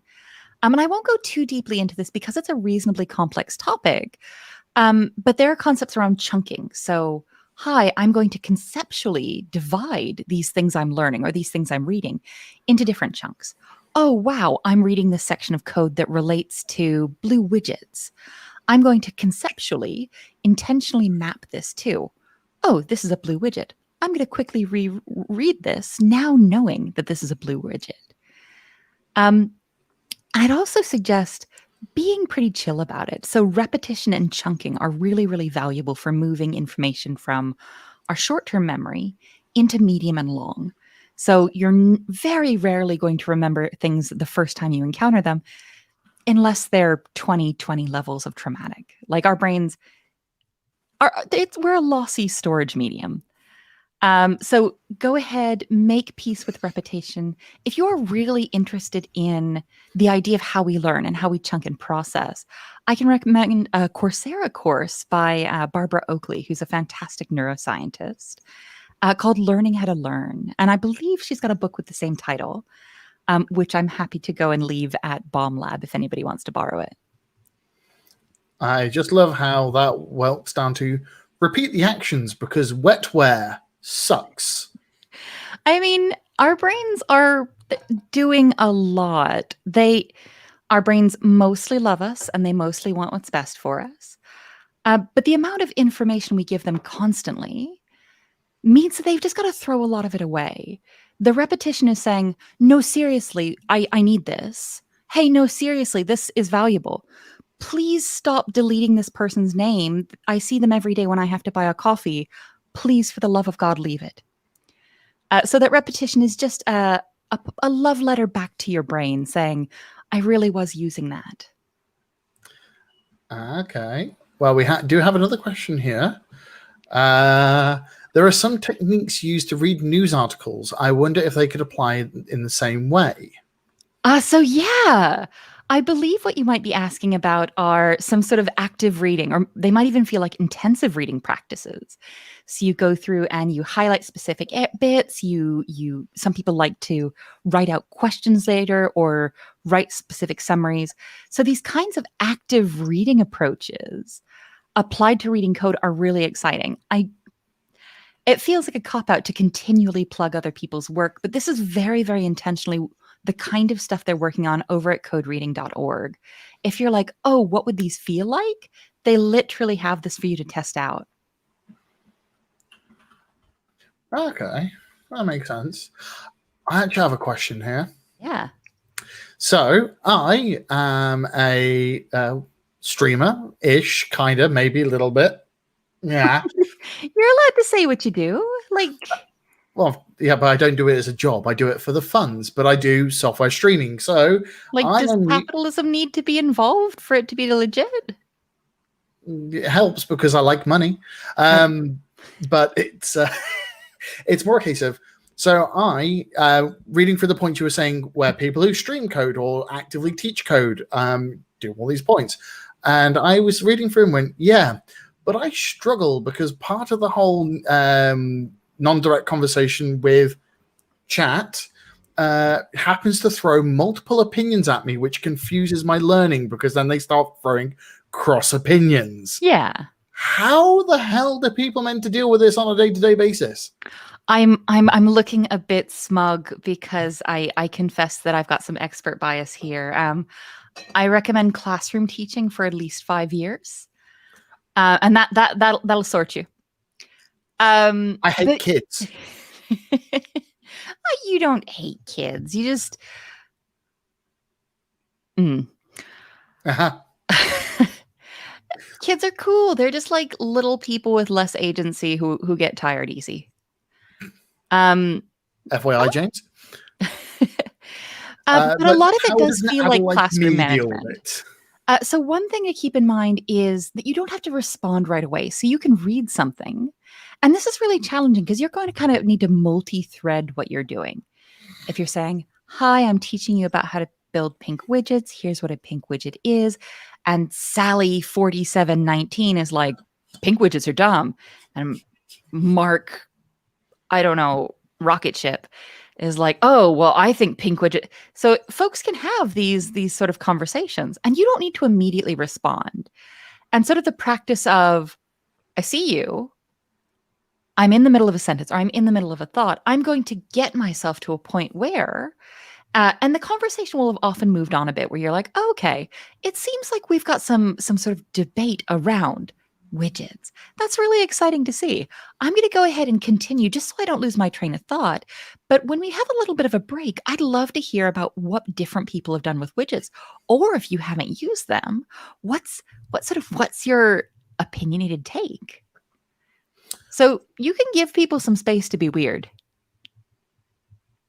But I like my weird space.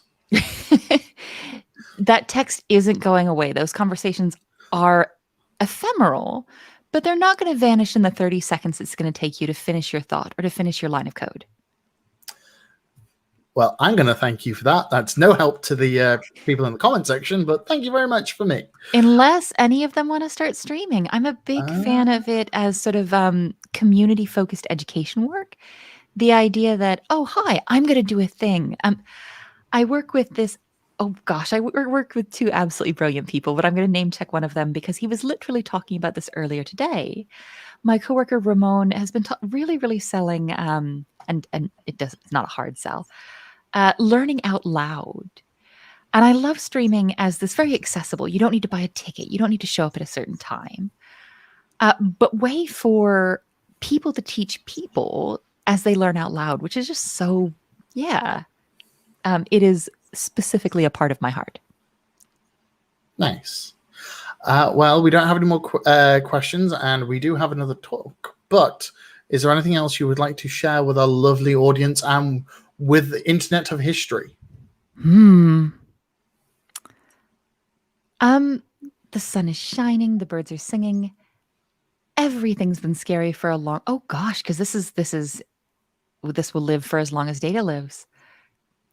Yeah, everything's scary and bad, but we've got at least 20, 30 more minutes where everything is going to be mostly okay right here. Don't know why. Back in my head, all I was hearing, everything is awesome. Don't know why. Everything is at least not traumatic. Right here in this little box on your screen, at least for 20 more minutes.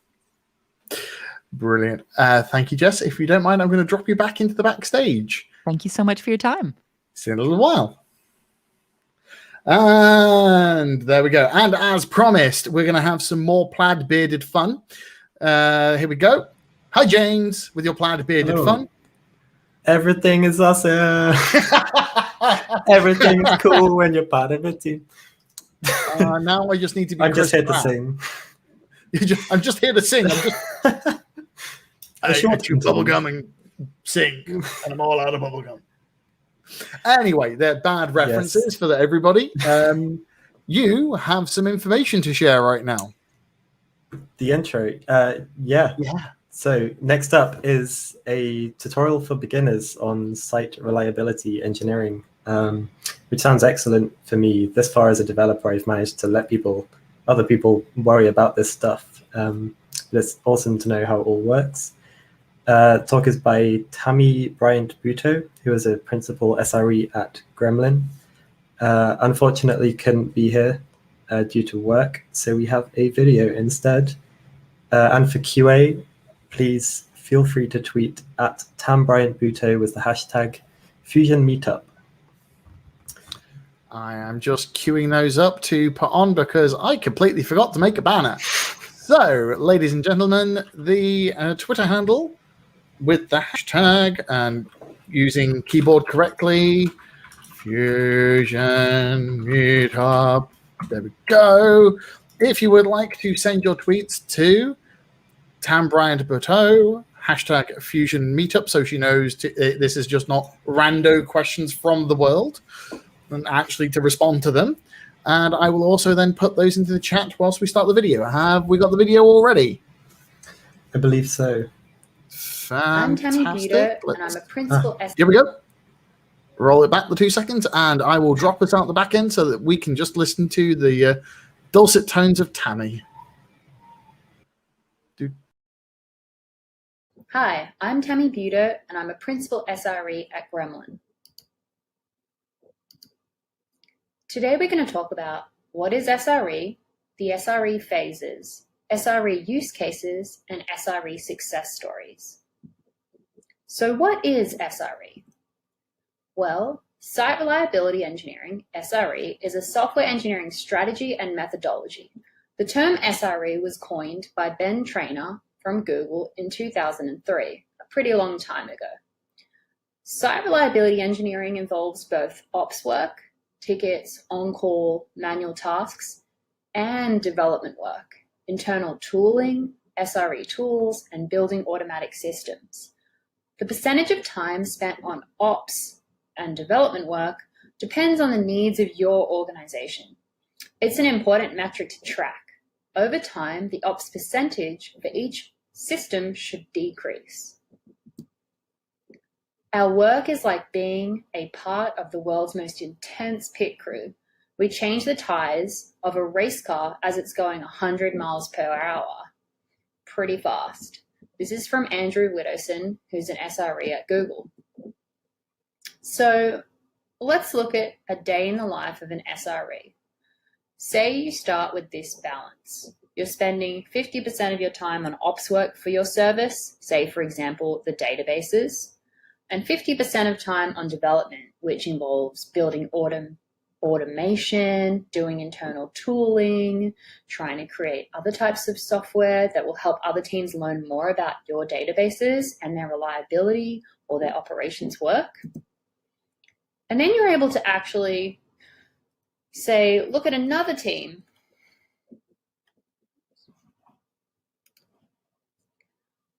Or it might look like this. You might be spending 80% of your time on ops work, and you're only able to spend 20% of your time on dev work. So this could be that you have a lot of manual work to do, a lot of incidents. Maybe you've got, hundreds of incidents a week that you're resolving, just flat out on call, getting paged at all hours of the night, and you only really have a tiny bit of time to automate tasks that just annoy you. Not very good, but you can get it to be much better. Or it might look like this. You might say be able to improve it and get your ops percentage down to 25%, and then be spending 50% of your time on dev work. So we see here we still have another 25% that we could do something else with. We could obviously do more development work, or we could look at what else we could do, maybe outside of our own team. So we have this 25% where we could say, this is time I could potentially share with another team, not the databases team. I could share my SRE skills and go and help out, say, the monitoring team, or, for example, the build team or the internal dev tools team. So now let's look at SRE phases. We start at plan, then code, then build, then test, over to deploy, operate, productionize, and monitor. In the middle, we have integration. There are a lot of different tools that SREs commonly use. In plan, there's tools like Git, Jira, Google Docs for figuring out what we're going to create. Same thing in code. Then we have build tools that we commonly use as well, Gradle, Maven. And then in test, we can do some chaos engineering tests with Gremlin, for example. Then we can go over to deploy. And deploy and operate actually has a lot of different tools that we can use. There's a lot of tools created in the industry to help with this particular phase. Chef, Gremlin again, AWS, Kubernetes, PagerDuty. Then we want to productionize our software. This is where we actually are doing testing in production, making sure that what we have in production works as expected.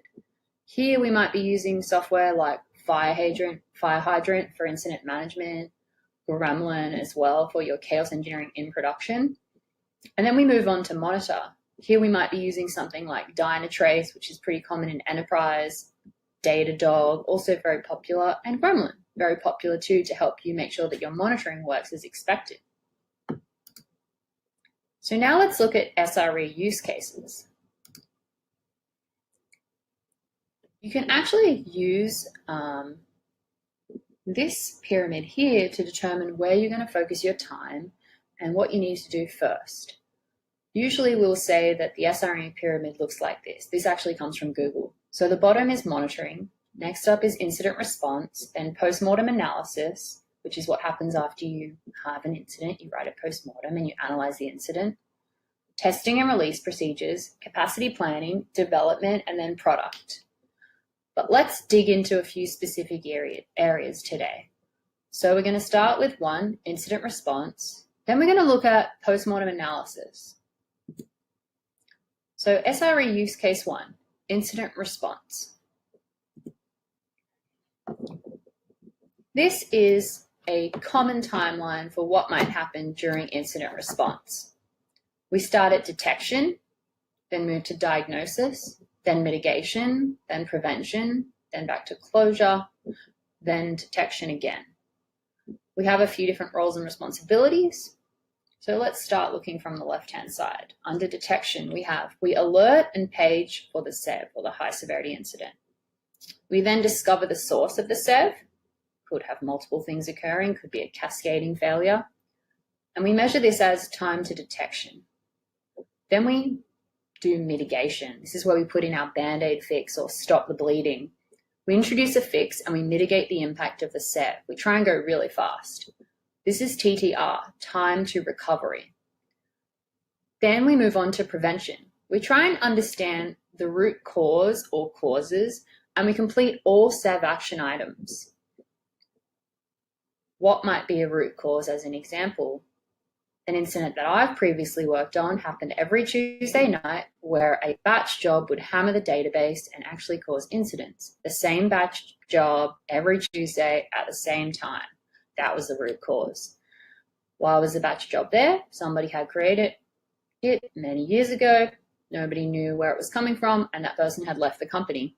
So there are a lot of things that we need to dig into there to be able to make sure that that doesn't ever happen again. And obviously it's quite complicated. That's why we do a post-mortem. And we make sure that we actually complete all high priority SEV action items. I recommend doing it within 1 month. Next, we have closure. This is where we run a game day to replicate the SEV and confirm a fix is reliable. We measure both of these, prevention and closure, as time to detection. Next up, we have detection again. This is to check, does this exact incident ever happen again? We really want to track that, and we want to measure that as TBF, time between failures. When we look at this entire timeline, it's called total time of impact, TTI. The two roles and responsibilities that we need are 1, incident manager on call, the IMOC. I was previously IMOC at Dropbox for several years. This is where you're responsible for the biggest incidents across the company. You lead and coordinate the entire SEV team through the SEV lifecycle. We also had another role that I recommend, tech lead on call. The tech lead settles in the trenches and stays laser focused on technical problem solving. The only person who can talk to the tech lead is actually the IMOC. The other role we have is the technical lead on call. The TLOC settles in the trenches and stays laser focused on technical problem solving. The only person who can communicate with the TLOC is the IMOC. Now let's look at use case number 2, post-mortem analysis. Here's a post-mortem, SEV0 slow walrus. I recommend giving SEVs real names because it's easier to remember them. And then if it happens again, you'll say, I think it's another slow walrus. We label the IMOC, the TLOC. We say if the post-mortem is a final or a draft. We add the incident date, the published date. Then we have an executive summary, which includes the impact and the root causes. Then we want to have the problem summary, duration of the problem, products affected, percentage of the product affected, user impact, revenue impact, detection, resolution, root causes and trigger, then a full timeline of all recovery efforts, including timestamps and what happened, who did what, then lessons learned, what went well, what went poorly, outage, recovery, where did we get lucky? And then we need to have the action items. I recommend 1 to 5, no more than 10, that you need to complete within the next month. You really need to prioritize these and follow up to make sure they get done. That's super important. Come to consensus before the post-mortem meeting finishes and determine what you're going to do, who's going to do it, and make sure that they can commit to doing it within the next month. Glossary and appendix. That's it. So now, this is what happens with our postmortems. We take our postmortems, we collect them all up, we then put them in a postmortem database. For example, you could use Fire Hydrant, or sometimes people use Jira. Then we want to move them to our postmortem analysis dashboard. You can either build these yourself, or you can use an out-of-the-box solution. Now let's look at SRE use case number 3, incident reproduction. Here what we do is we take the postmortem, we then create a gremlin scenario, and we actually reproduce the incident using gremlin. So we run that incident again after we've completed those top priority action items and make sure that if this incident did happen again, we wouldn't have a severity incident. We wouldn't have a high severity incident. We wouldn't be impacted again. We wouldn't be having troubles. The customers wouldn't be experiencing failure. We would actually be able to gracefully degrade. We would be able to handle the issue if it happened again. So this is where we write up our incident reproduction results, and then we actually automate it. So we don't just run this once and say, yep, we're all good now. We actually trigger this incident to happen again. For example, say if you had a DNS failure, what you can do is you can put in the fixes, make sure that you can actually fail over DNS, then use Gremlin to trigger DNS not working. You can actually do that as a DNS scenario in Gremlin. Then what you want to do is write up your results and then automate it so you actually trigger DNS to fail every week and you make sure that you're able to handle it. That's awesome, especially in a situation where a lot of people are not trained on how to handle DNS failure when it just happens out of the blue. It's going to happen every week at, say, 10 a.m., and everyone's going to be okay about it because they'll know that it's coming every Wednesday. Now let's talk about SRE success stories. I used to work at Dropbox in the past, and I actually shared some of the success stories that we had in this talk. You can check it out. Site reliability engineering at Dropbox. There are a lot of different things that I did myself to get a really great result. Like, for example, I got a 10x reduction in incidents in 3 months by doing high priority chaos engineering experiments every week, 3 times a week. That's quite a lot, but it got me a 10x reduction in incidents, which was awesome. And I would definitely do that again if I needed to. But I didn't need to. Following those 3 months, I actually had a reduction in high severity incidents. So we had no more SEV zeros, which we used to have them pretty frequently. We had no more for 12 months following that. And then I went and did some other things. So we had a 10x reduction in incidents in 3 months, no SEV zeros for 12 plus months following that. And we also had an increase in team engagement because obviously people are more happy when they don't have to get paged in the middle of the night. And your team can remain at a good size. You don't have to continuously onboard new people and train them up because you just have so much manual ops work to do. We also had a reduction in on-call time, which was awesome too.